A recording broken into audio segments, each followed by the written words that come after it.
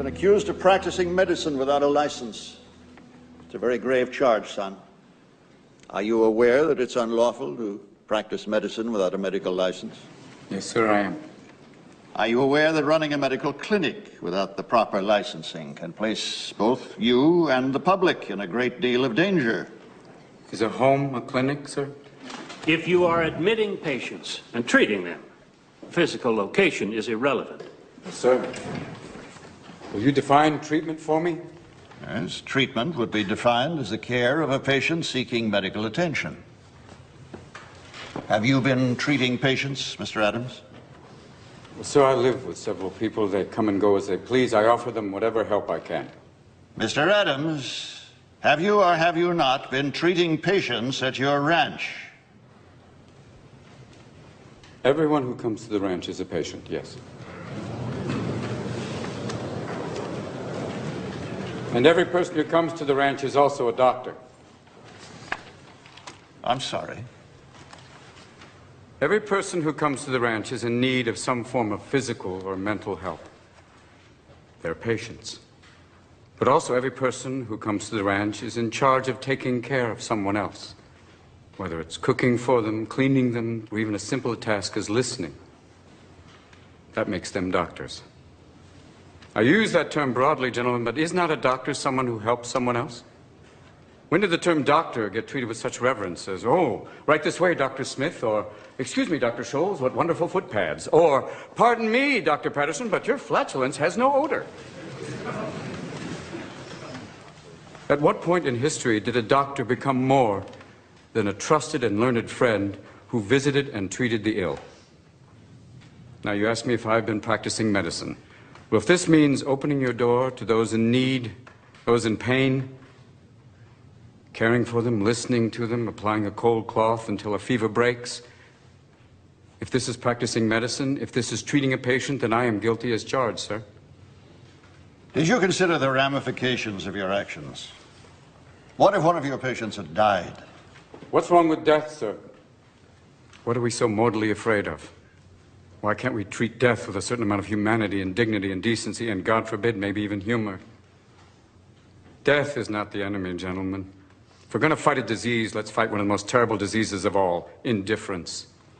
Now, I've sat in your schools and heard people lecture on transference and professional distance. Transference is inevitable, sir.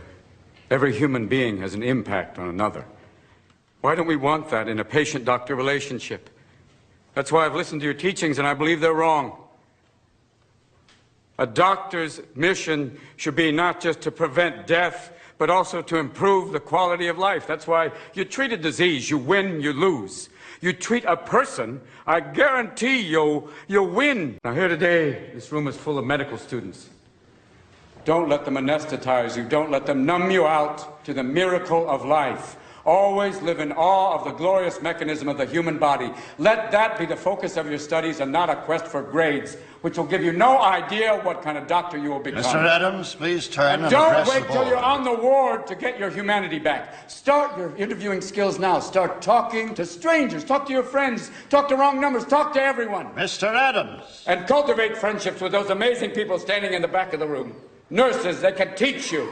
They've been with people every day. They wade through blood and shit. They have a wealth of knowledge to share with you. And so do the professors you respect. The ones who are not dead from the heart up. Share their compassion. Let that be contagious. Mr. Adams, I demand that you turn and address the board. Sir, I want to be a doctor with all my heart.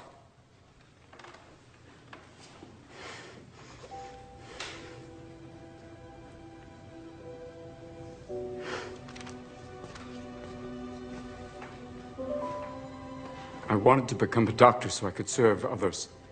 And because of that, I've lost everything. But I've also gained everything. I've shared the lives of patients and staff members at the hospital. I've laughed with them. I've cried with them. This is what I want to do with my life.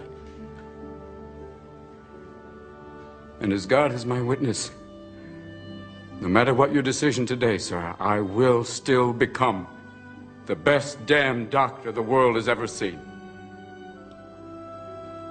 Now, you have the ability to prevent me from graduating. You can keep me from getting the title and the white coat. But you can't control my spirit, gentlemen. You can't keep me from learning. You can't keep me from studying. So you have a choice. You could have me as a professional colleague, passionate, or you can have me as an outspoken outsider, still adamant. Either way, I'll probably still be viewed as a thorn. But I promise you one thing. I am a thorn that will not go away. Is that all? I hope not, sir. We will adjourn briefly.